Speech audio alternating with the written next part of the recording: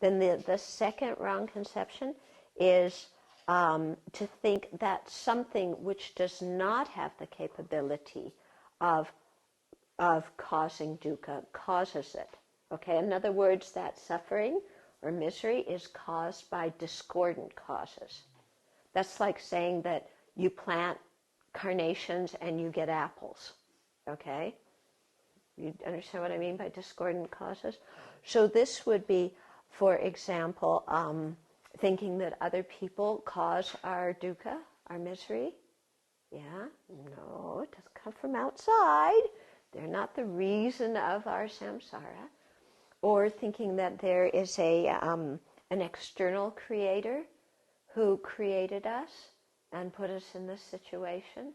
Okay, so that's a discordant cause that doesn't have the ability to cause, the situation of samsara. Then the third misconception is that dukkha comes from only one cause. And so this could also be the idea of a external deity, one cause for suffering. God controls our life. God makes everything happen. God created samsara. So thinking that there's only one cause, or maybe thinking that there's some kind of primal substance or some kind of universal cosmic mind that is the cause of all of our difficulties, okay? So thinking that there's only one cause, whereas in fact, our being in samsara is caused by all the different mental afflictions, all the different karmas that we've created. Okay?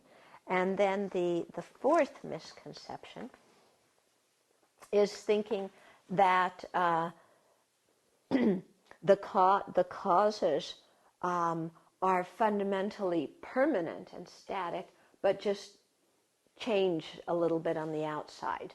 Okay? So that would be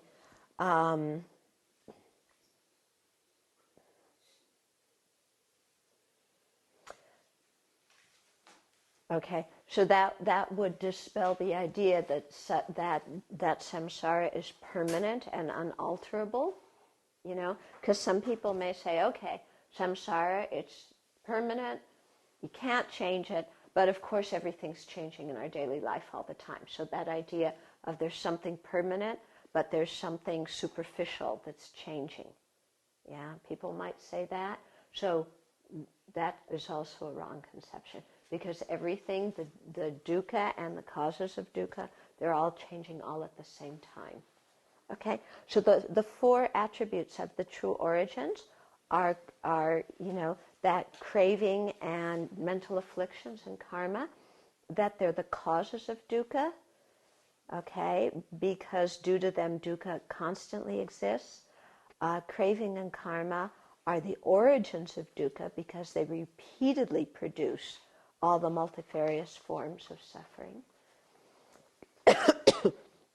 Craving and karma are strong producers of dukkha because they forcefully produce suffering, forcefully produce dukkha.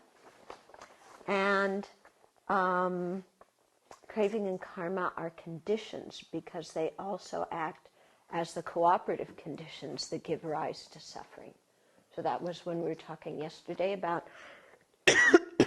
when you have an affliction manifest in your mind, then it's easier to have suffering, attract suffering, those kinds of things. Okay. That's the second noble truth. And the third noble truth, it has four aspects. So, this is the truth of the cessation of dukkha and its origins. Okay, so the wrong conceptions are, first of all, the conception that there's no such thing as liberation. Yeah, there's no cessation of samsara. We are stuck in it eternally. There's nothing to do. Okay, that's the one where you feel despair and life has no meaning and purpose, and you can't even kill yourself to stop the suffering. So pretty bad state of mind. Okay, then the second misconception is, let's see how these are different. Okay, so the second misconception is thinking that there's some contaminated or tainted state that is actual liberation.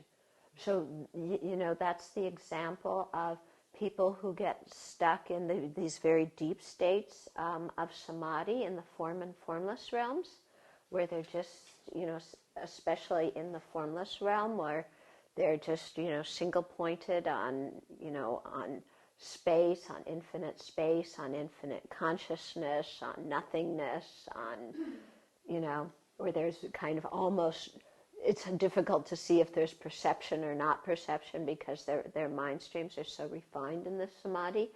So they mistake that for liberation. So that's the other distorted conception, where you mistake something that's not liberation for liberation. So that's bad news if you do that, because then all your efforts don't produce what you want. Okay.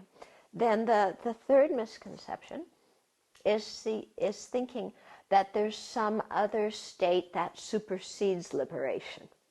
Okay, that that somehow liberation isn't really the final end, that there's something more.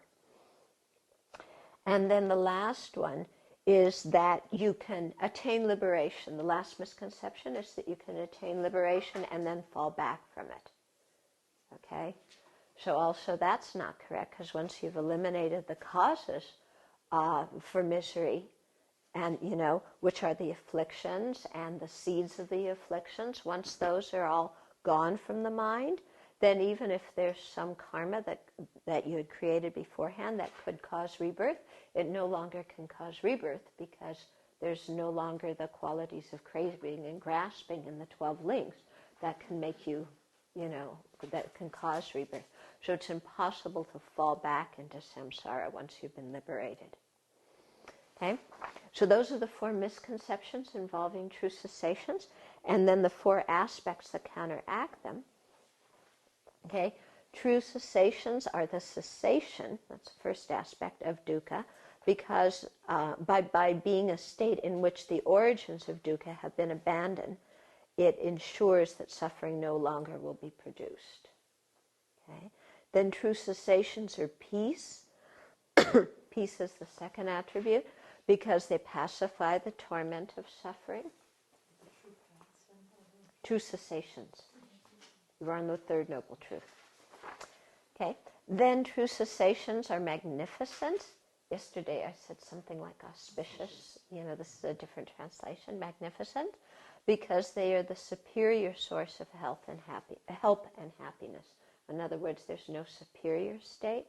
And true cessations are definite emergence, because that term also is sometimes translated as renunciation, because they are the total release from samsara. In other words, you can never fall back into samsara once you're liberated. Okay, so that's what we covered yesterday. Yeah? So it takes some time to do some meditation on these things, okay, and to understand them. But I think just having the wrong conceptions pointed out to us is very, very helpful, because sometimes, we can't even identify our own wrong conceptions because we're so used to believing in them, and we aren't even aware. And so to really look, do I think liberation's possible? Or, am I somehow holding on to this idea that there's no such state as liberation, it's all a bunch of baloney? Okay? Or is there part of me that's aiming for, I'd much rather have kind of these wowie-kazowie experiences, or deep samadhi, or flashing lights, or, telepathic powers. Am I thinking that's liberation? Because if I am, then, I'm looking at something that's tainted, and seeing, and still under the, that can still potentially be under the affliction, under the influence of afflictions. I'm seeing that as liberation, and it's not. Okay? So it's very helpful to think of these things and see kind of what ideas we're carrying around with around inside. And especially those of us who have become Buddhists, having believed in another religion before, or even not having believed in another religion, but having been raised in another religion. We have all sorts of stuff, hiding in the crevices of our non-formed mind, all sorts of wrong conceptions, And sometimes we find it when we have discussions, oh, gee, it would be so comforting to think there were God, or, I'm still blaming God for my problems, or I'm still praying to God when I'm miserable because I think that's the path to liberation. We can have all sorts of things that are just very habitual in our mind because of our previous training. So it's very important to really see these things very clearly and counteract them.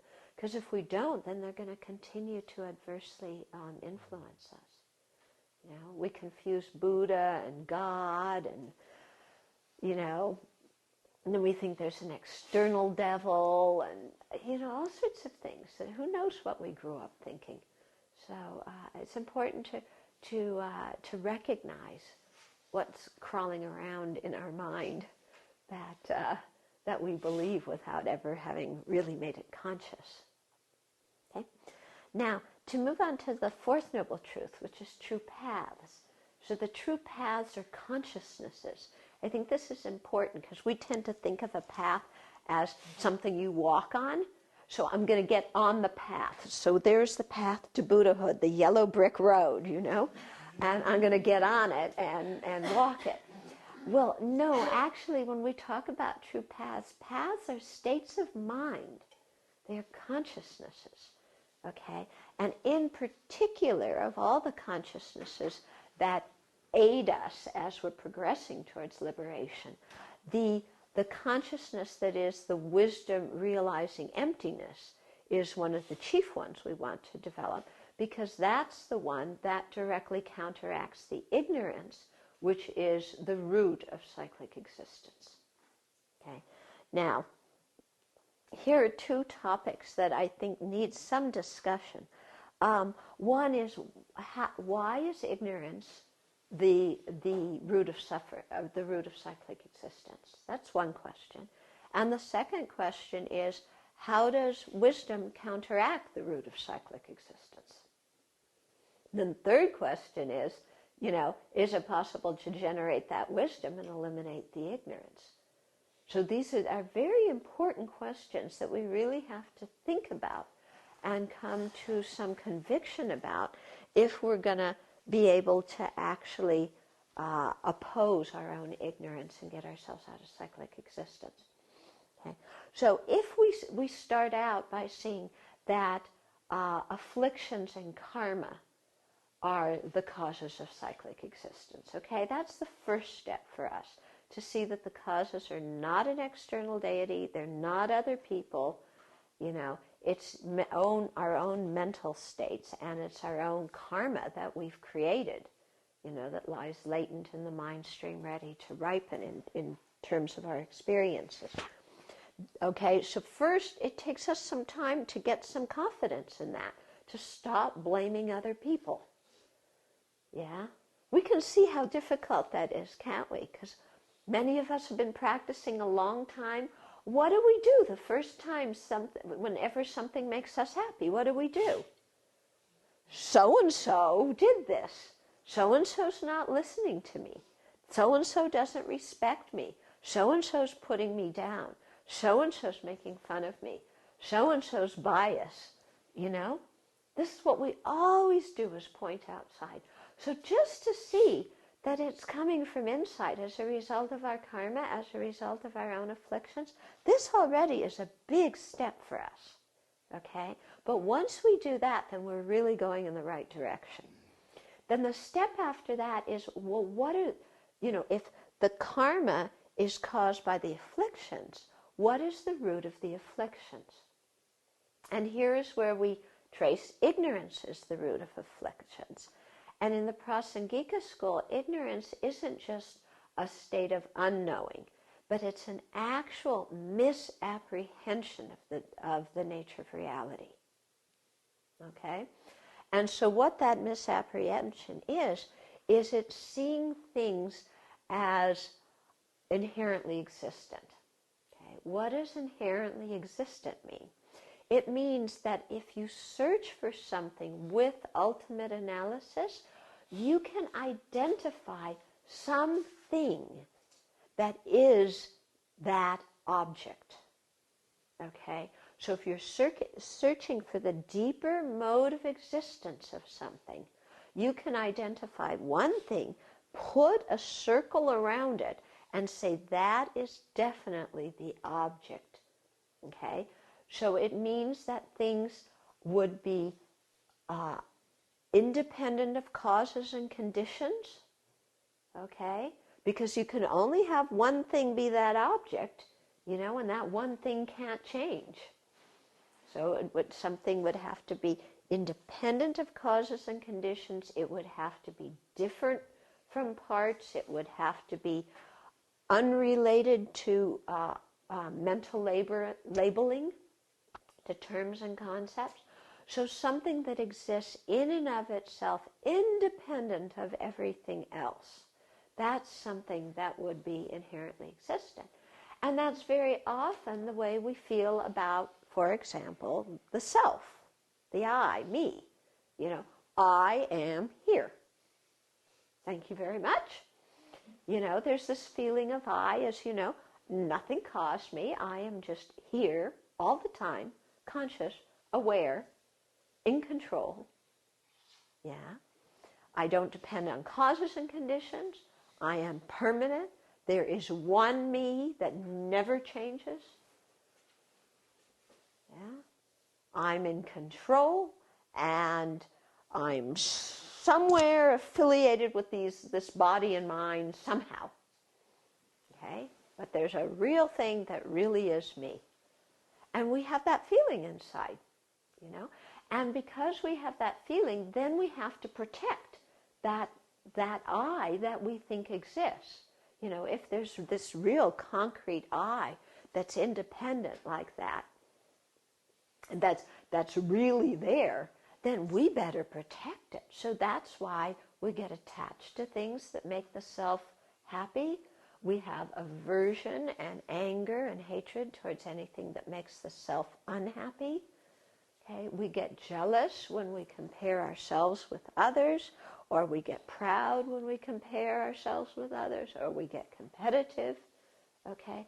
So you see the arisal of all these different afflictions because of this one concept that there's this independent me that exists from its own side. Okay. Now, together with thinking that there's this independent, self-existent me, we also think that the aggregates, the body and mind, are independent and have their own inherent nature. Okay? And so that's called the self-grasping of phenomena. And then the person, we think that there's a real me, so that's the self-grasping of the person. Okay? And when we're applying that person to ourself, not just thinking that all of you are inherently existent, but especially me, I am, then that's what's called the view of the perishing aggregates, or jigta. Okay? So those are, that the kind of ignorance that are the root of the afflictions that give rise to the karma that creates the dukkha. Okay? So, there's the ignorance. Now, can that ignorance be counteracted? That's the next question. Okay. Well, the good news is that yes, it can. Why? Because what ignorance apprehends does not exist. Okay? Ignorance apprehends this truly existent, inherently existent, independent self. Okay? Or independent object, and if we're talking about the phenomena. It sees, it's apprehending everything, ourself and other people and everything, as having its own independent essence or nature, unrelated to anything else. Okay? So that's the object that this ignorance is apprehending. Okay? It's called the apprehended object of the ignorance. Well, there is no such thing as inherent existence. Things do not exist in that way. So the object that the ignorance is apprehending is incorrect. Okay? It's like looking in the room and saying, there's Mickey Mouse. Okay? You know? My apprehended object, I'm looking over here, I'm seeing Mickey Mouse. Yeah, does Mickey Mouse exist? Right there? No. Okay. So there's no Mickey Mouse in the meditation hall. Yeah. At least not right over there. Yeah. So my consciousness that sees Mickey Mouse is an incorrect consciousness, isn't it? It's a distorted consciousness. The apprehended object of that consciousness does not exist. There's no Mickey Mouse there. Well, when we perceive inherently existent things, those inherently existent things do not exist because there's no inherent existence. Okay? So the object that ignorance is apprehending does not exist. Yeah? Therefore, it becomes possible to eliminate that ignorance because what it's apprehending doesn't exist. So if you can generate a wisdom consciousness that sees that what the ignorance is apprehending doesn't exist, then the ignorance stops existing. Okay? So if I'm looking here and I'm seeing Mickey Mouse, yeah, then if somebody can prove to me that there's no Mickey Mouse here, and I can see that, oh, I thought there was Mickey Mouse, I mistook something for Mickey Mouse, yeah, and I was wrong, then my consciousness holding on to Mickey Mouse disappears.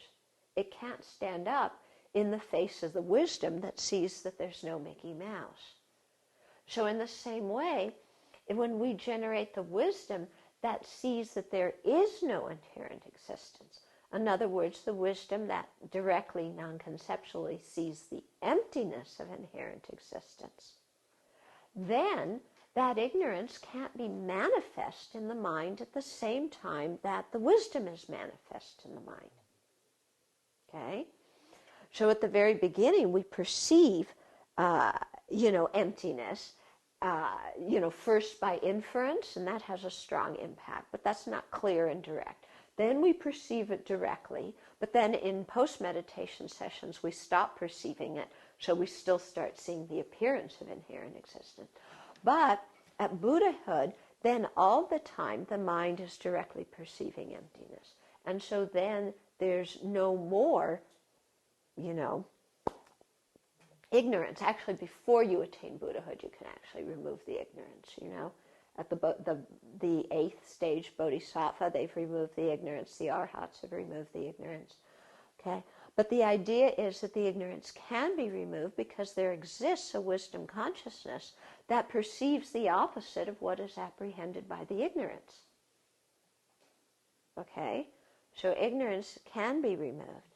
And it's possible to generate this wisdom because, you can you use reasoning to show that things are not inherently existent, and then through continued meditation that we can generate the wisdom consciousness that sees the emptiness directly, non-conceptually sees the emptiness of inherent existence. Okay? So that's that wisdom consciousness that is the true path. And that's what eliminates the ignorance. Okay? So it's very important to kind of think about this and really understand it, and so that we gain some strong conviction that it's possible to attain liberation, and that realizing emptiness is the ultimate path to gaining that liberation. Okay? So now the 4 aspects of true path. Let's go on to look at them.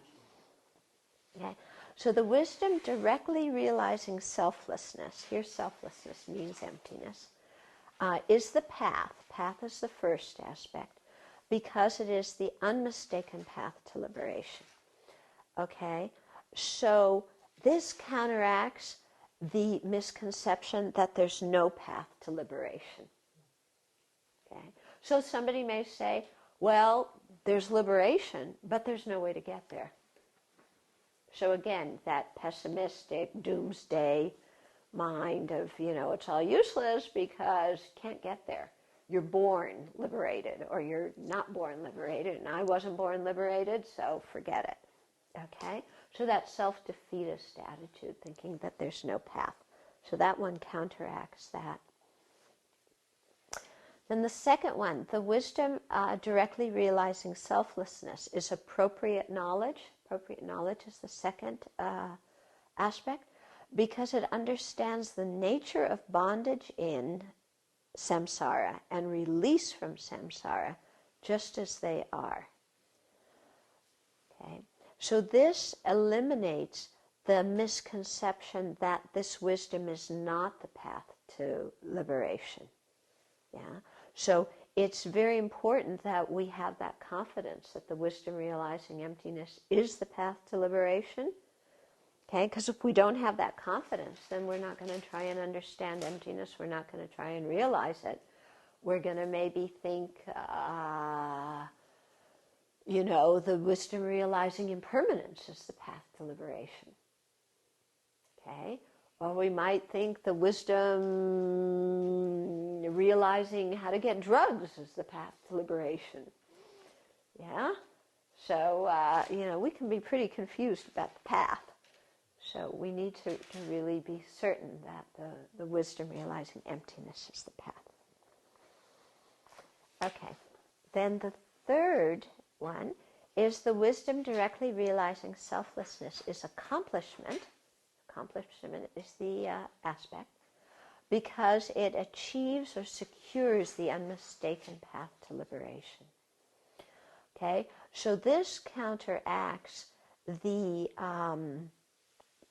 misconception that worldly paths can lead us to liberation. So a worldly path is, for example, developing that very deep samadhi, but on an object other than emptiness or selflessness. Or, a worldly path could be practicing so that you have the various clairvoyant powers or clairaudience or the ability to know past lives or things like this. So mistaking that as the path to liberation, this one counteracts that. So thinking that things that are not the path are the path. Okay? Then the fourth one is the wisdom directly realizing selflessness is deliverance, because it destroys the main causes of samsara. Okay? So, what's the misconception? This counteracts the mistaken notion that while some paths may see some aspects of samsara, no path can cease it completely. Okay? So the misconception of, maybe, wisdom ceases part of samsara, but not all of samsara. So samsara is still going to continue. That kind of misconception. Okay, so here it's saying that the wisdom realizing emptiness can eliminate all the causes of samsara and bring, therefore, a kind of deliverance, a state of cessation that is irreversible. You can't fall back to it after you have attained that. Okay, so that's the 16 aspects of the Four Noble Truths. I want to talk a little bit more about the true paths, because that's quite helpful. When they talk about the true paths, sometimes they break it down into the 3 higher trainings. Okay, what are those? Okay, so ethical discipline, concentration, and wisdom. Those are the 3 higher trainings. Another way of breaking down the path is into the Eightfold Noble Path. Okay, you know what those are? Okay, wait a minute. First one, right view. Second, Yeah, right intention or aspiration. Third? No, speech is the third one. I think livelihood is the third one, isn't it? We'll have to check. The next, and then? Right speech. Okay, so we have right livelihood, right speech, and right action. Okay. And then the last two? One's concentration and one is mindfulness. And then also right effort. Yeah. I always forget right effort. Yeah.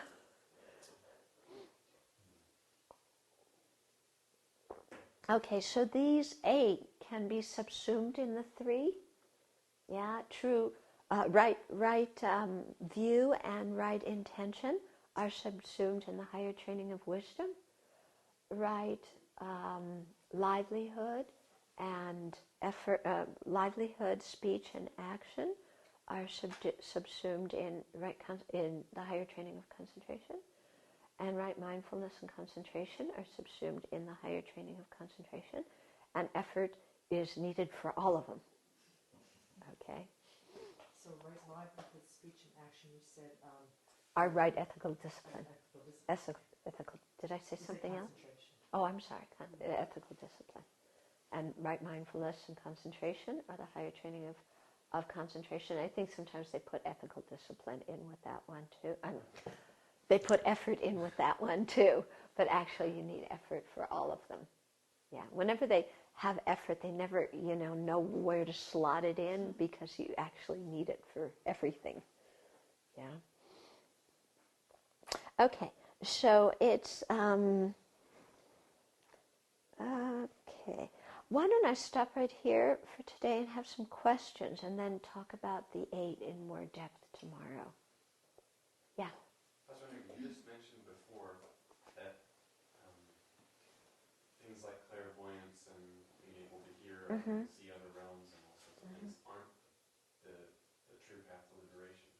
But I was wondering, in a lot of some of the Theravada sutras I've read, when the Buddha talks about all the different stages that lead to nirvana, he always lists those supernatural paths.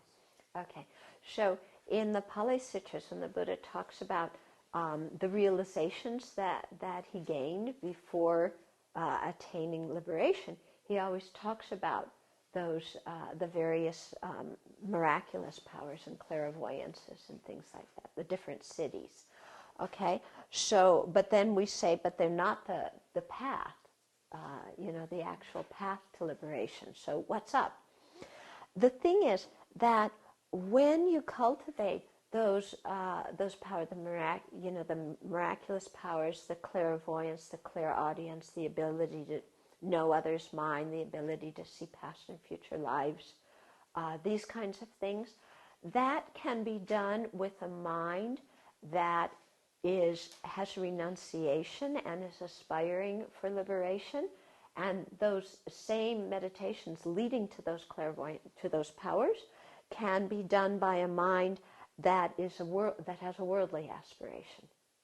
Okay, so when it's done with a mind that has a noble aspiration for liberation, then those powers become really useful because you can use them to benefit other sentient beings.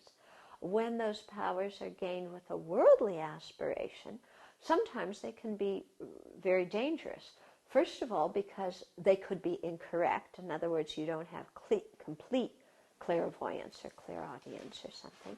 And second, because there's no renunciation of samsara, then the mind can get all into, I have special powers, and now people will come honor and respect me and give me money because I can see all these things and tell them things about themselves. So it's possible for a lot of arrogance to arise and to then create a lot of negative karma by means of these powers. Also, some of these powers can be attained simply by karma without even doing without even gaining samadhi. These powers are often accompanied by samadhi. Well, you attain samadhi and then you have to do special meditations within that to gain these powers. But then some people, just by the power of karma, then have some of these powers, but to a limited extent. So they're ordinary people who have these powers to a limited extent. And then again, that sometimes can be disturbing for the individual, or it can be used in an incorrect way. I've spoken to some people who have who when they were kids, they would have some kind of clairvoyance or, knowing or sensing the future or whatever, and they found it very, very distressful because they didn't know how to handle it, And so, they had that by the force of karma, and I think they eventually learned to ignore it because it was distressful to have that ability. Or, people who practice to have these things, but then misuse them. So in the case of the Buddha, the Buddha clearly developed them, because in order to use them to benefit others. But they themselves aren't the path to liberation. Okay? Because also there exist some arhats without those clairvoyant powers. There's some arhats, people who they want to get to arhatship ASAP, and so they don't even want the clairvoyant powers. They don't do those meditations. They do the bare bones of what is necessary to get to arhatship and leave it at that. Okay? Mm-hmm. So that comes to my question, which is, when we're talking about even the death and emergence here, are we talking about the liberation, that's the Mahayana liberation? We're talking about Buddhahood here, or are we talking about arhatship? Okay, so are we talking about Buddhahood or arhatship here? In the context of the Four Noble Truths, we're talking about liberation, which is arhatship. Okay, actually, the Buddha is an arhat. Yeah, when we say our praise to the Buddha at the beginning of teachings, okay, foe destroyer, that's the translation of arhat. Okay, so arhat has different meanings in different contexts. Yeah, the Mahayana usually said, when they say arhat, they're referring to somebody who's liberated from samsara. The Buddha is also called an arhat, but we don't emphasize the Buddha as an arhat. We emphasize him as a Buddha in the Mahayana tradition. But of course, he's also an arhat. In the Theravada tradition, the word arhat is used as somebody who has attained liberation from samsara. So the Four Noble Truths apply to arhats as well. To those who are on the here and solitary realizer paths aiming for arhatship, they realize the 16 aspects of the Four Noble Truths. In terms of people who are Mahayana practitioners who generate the bodhicitta and aspire for full enlightenment, they also have to realize these 16 aspects, okay? But they're doing it with the bodhicitta motivation, okay? And they're also seeing that all these 16 aspects are also empty of inherent existence. Okay? Yeah? And actually that's something quite important. In the Heart Sutra, when we say no suffering origin, cessation or path, no attainment, no non-attainment, okay? So that's referring to the fact that even the Four Noble Truths are empty of inherent existence. And there's no attainment of enlightenment or arhatship, and there's also no inherent non-attainment of them, okay? That all these things arise dependently. None of them exist from their own side inherently. Because sometimes it's easy for us then to, we make emptiness inherently existent, we make the Buddha inherently existent, we make the Four Noble Truths inherently existent. No, all these things are also empty. Okay. Now there's more questions than before. Yeah? One of the attributes, I can't remember which one, was that that liberation is the highest state. Mm-hmm. There's no state above that. Yeah. But then, as Mahayana practitioners, I often hear it said in sort of fanciful way that the Buddha goes and waits arhats. Okay. brings them back so they can start over Okay. on the bodhisattva path. Okay. So if they're starting over, then they must not have done it right the first time. Okay. So, Okay, so then the question comes, if one of the aspects of true cessation is that it's supreme and magnificent and there's nothing higher than that, then what's the story about the Buddha waking up the arhats and they have to start all over on the bodhisattva path? Okay, here in the context of the Four Noble Truths, we're talking about how to attain liberation from cyclic existence. Okay? So in terms of liberation from cyclic existence, there's nothing higher than the true cessations, which are the liberation of cyclic existence. Okay? There's nothing higher than that in terms of being liberated from cyclic existence. In terms of being able to work for the benefit of sentient beings, yes, there exists a higher state, and that's Buddhahood, because in Buddhahood you've eliminated not only the afflictions and their seeds and the karma, but you've eliminated also the cognitive obscurations, which are the subtle latencies of the afflictions that remain on the mind. Okay? So the arhats did do it right, yeah, for attaining arhatship, but for attaining full Buddhahood, they're going by it in a very circuitous way because they have to start the Mahayana path all over at the beginning. And it actually takes them 40 great eons to attain Buddhahood because they have to so much counteract. This is what the Mahayana says. They have to so much counteract that tendency towards their own liberation and remaining in the bliss of the realization of emptiness. Venerable, is the wisdom realizing emptiness something that we come to understand through conventional thinking with our own mind, as if we were trying to solve a mathematical problem or logical problem posed to us in a philosophy class? Or is it something that we come to intuit by accessing altered levels of consciousness through deep levels of contemplation or concentration? Okay, so it is just, do we realize emptiness and gain that wisdom consciousness through just thinking about things and studying and philosophy, or do we attain it by intuition through accessing deep levels of consciousness? And the answer is both.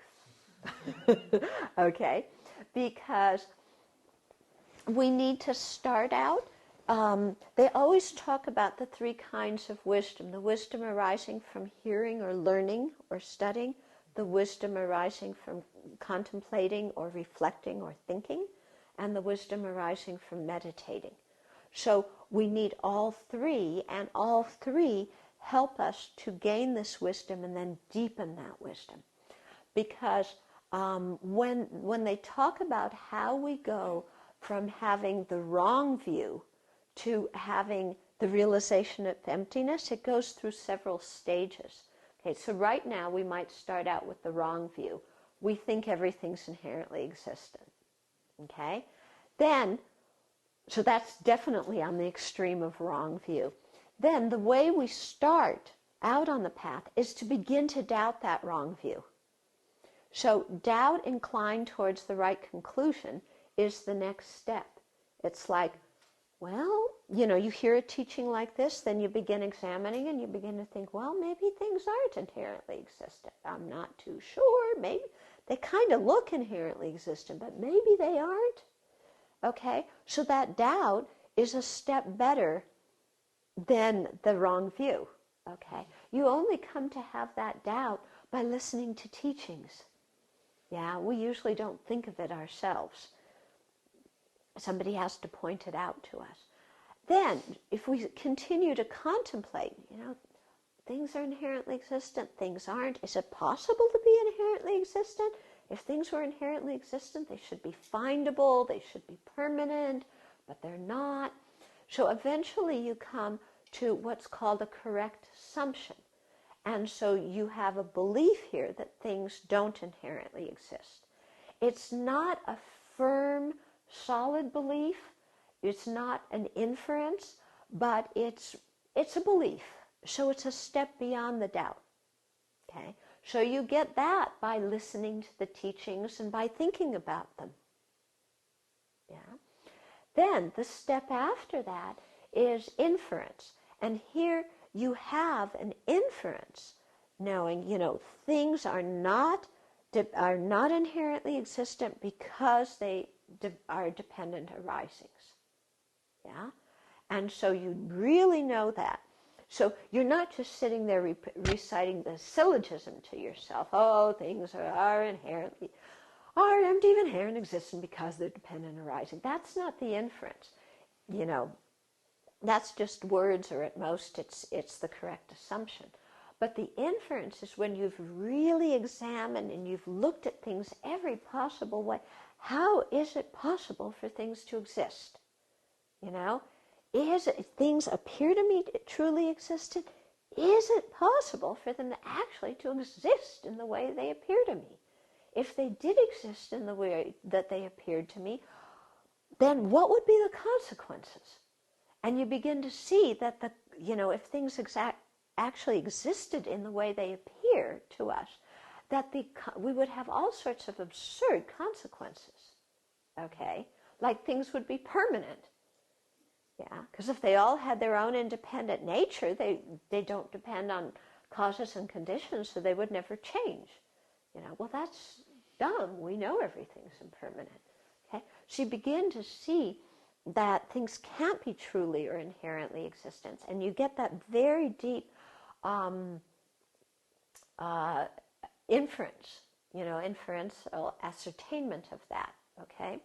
So that comes about, you can get that through hearing teachings, but especially through thinking about teachings. And then also by meditating on the teachings.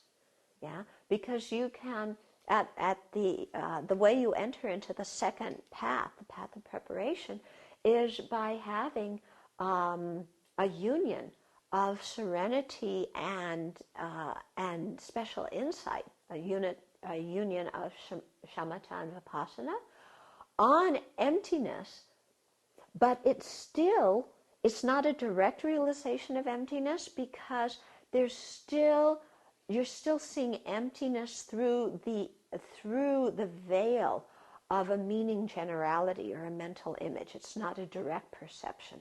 So it's still an inferential understanding of emptiness, but it's a very, very high attainment. I mean, you're already on let's say, the bodhisattva path if you're a Mahayana practitioner. So it has a very, very powerful effect on your mind, because although it's inferential, it's not direct, and there's still this veil, it's still a union of serenity and special insight. Okay, so you've gone from wrong view to doubt to correct assumption to inference. Then the next step after that is direct perception. And that's attained at the path of seeing, when you've meditated again and again and again on emptiness, even though there's this veil, perceiving it through a meaning generality, until finally your wisdom gets strong enough and you have enough merit so that your wisdom is strong enough that you pierce that veil of the meaning generality and see emptiness directly. Okay? And so that is the actual path that eliminates the ignorance. Okay? And so that path is a very deep meditative state. So is part of realizing it by being of inference. Part of that is also gained through the wisdom arising in meditation. Yeah? And so that wisdom becomes very, very strong, and you can say intuitive, yeah, because you're not sitting there thinking da-da-da, all sorts of, words going on in your mind anymore. But it's a very strong and pointed wisdom like that. And then when you practice Tantra, what you're trying to do is to actualize the extremely subtle state of mind, yeah, the subtlest state of mind, and use that to realize emptiness. Because, and that's a very intuitive, subtle state of mind that arises, only at times when all the gross consciousnesses are absorbed and the gross energies are absorbed. For example, at the time of death, So it's a very difficult consciousness to actualize when we're alive.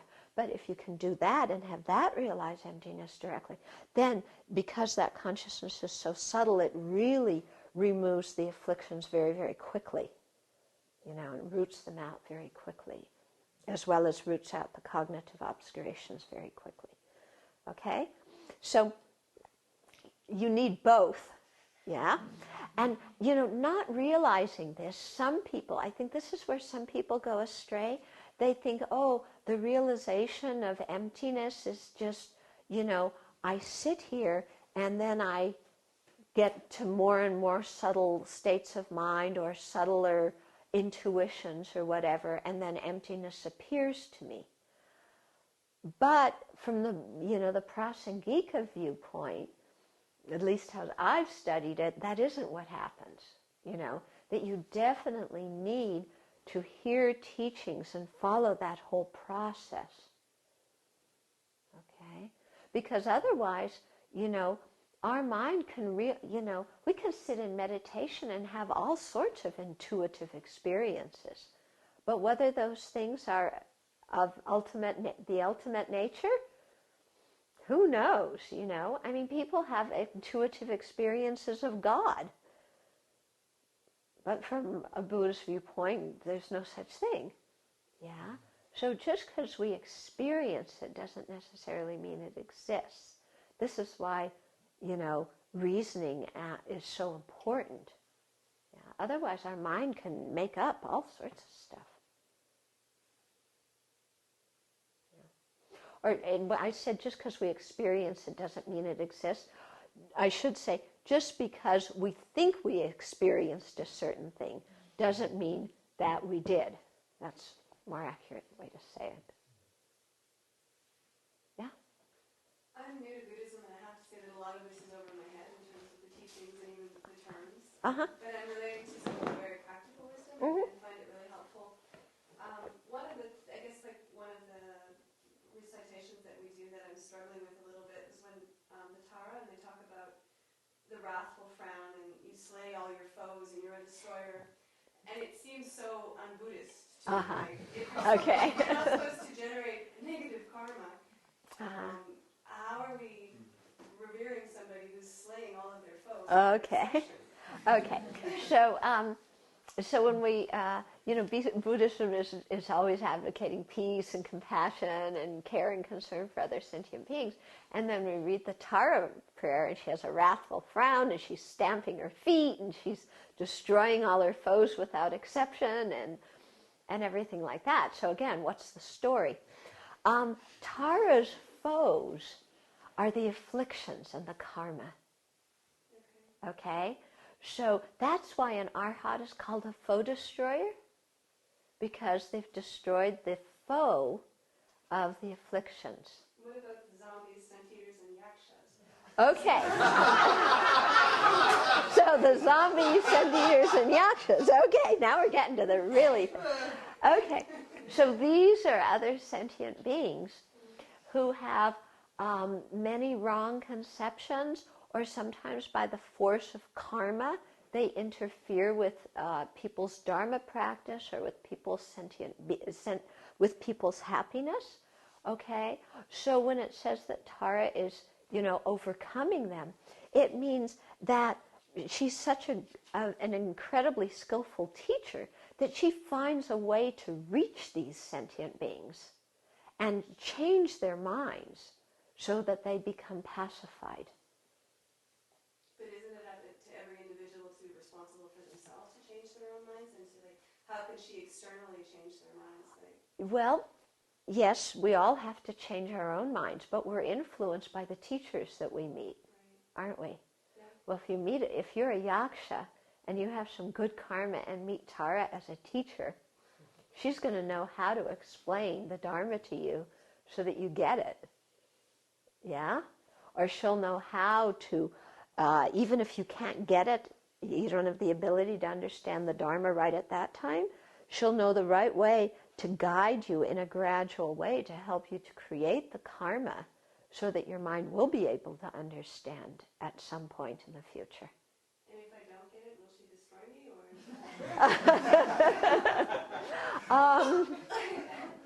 Yeah, I don't think Tara's going to destroy you, don't worry. Yeah. They do say that on very special occasions, if there's some sentient being who is interfering very much with sentient beings' happiness and sentient beings' practice, that very highly realized beings who are full of compassion, out of compassion for that being who's creating so much negative karma by interfering with other living beings' happiness and with the propagation of the Dharma, that special, great, very high practitioner might transfer that other living being's consciousness to a pure land, end their life and transfer their consciousness to a pure land out of compassion for them so that they don't create that negative karma, and so that in a pure land that they'll be able to meet the Dharma. But these are only very rare special practitioners who can do this practice, and only in very rare special occasions.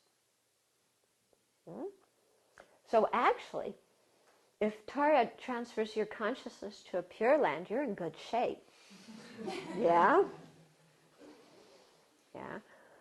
So, because Tara's whole purpose for being is to benefit sentient beings.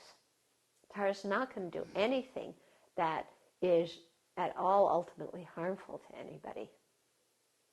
Okay? So you might meet somebody who's a manifestation of Tara who who speaks what looks to be harsh words, but it isn't harsh words because they're saying what they're saying out of compassion. But they have to say it in a very wrathful way in order to get through to the people they're talking to. Because if they don't, the people they're talking to just go, oh, yeah, yeah, yeah, yeah.